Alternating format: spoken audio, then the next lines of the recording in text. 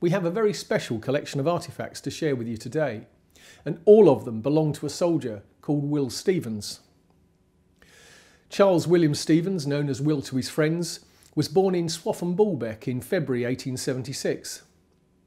By 1914 he was married to Susanna and living just off Mill Road in Cambridge.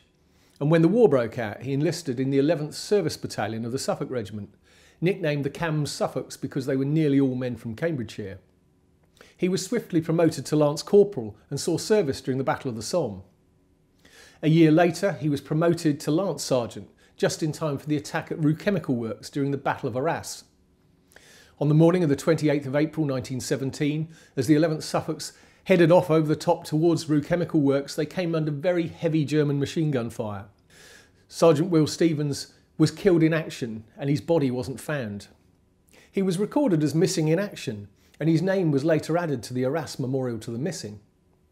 However, in the early 1990s, a Frenchman called Jean-Louis Bulck was doing some work in the front garden of a relative at Rue, and he came across the body of an unidentified British soldier. And he separated the bones and a spoon bearing a regimental number for the Commonwealth War Graves Commission to collect, which they duly did. And the Commonwealth War Graves Commission decided that just with one spoon with a regimental number, it wasn't enough to identify him as a specific soldier, because really the spoon could belong to anybody, and they really needed two independent forms of identification before they would even think about giving a positive identification. So he was buried again, but this time as an unknown soldier. And sadly the Commonwealth War Graves Commission are not sure which grave they put him in.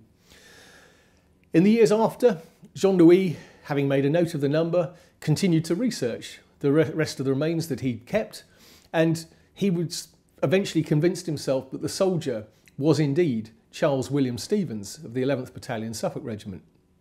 And he kept a correspondence up with the Commonwealth War Graves Commission, and he continued to try and track down a relative of Will Stevens.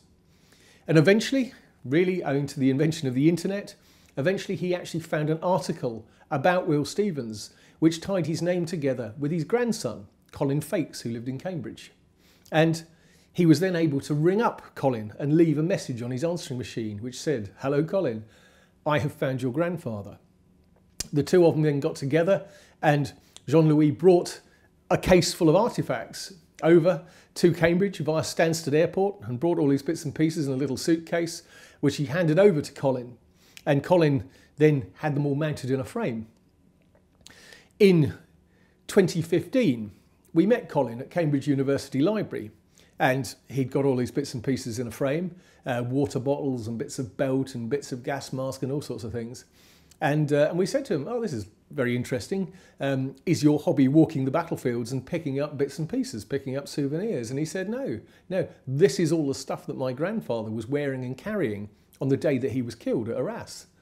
And it was quite incredible because it literally was pretty much everything that a soldier would have been carrying on the day.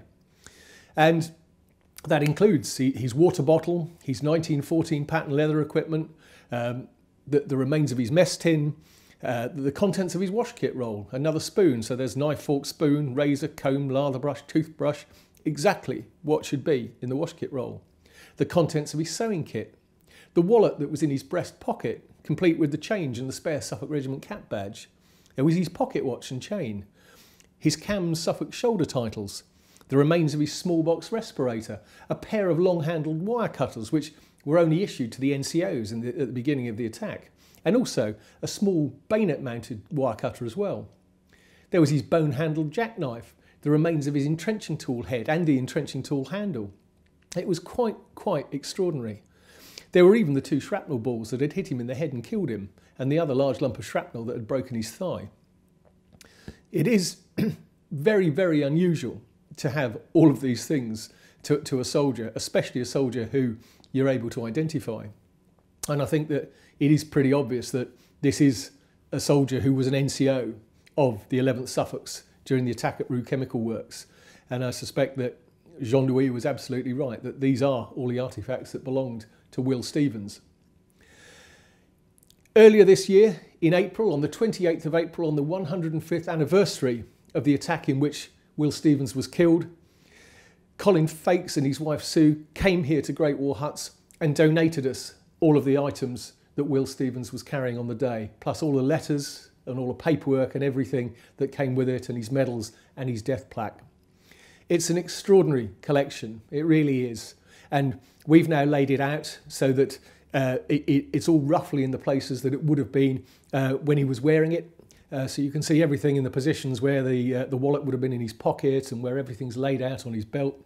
So hopefully from now on, future generations who come here will be able to see this, and that little tiny piece of history of one man will be told here for a long time into the future.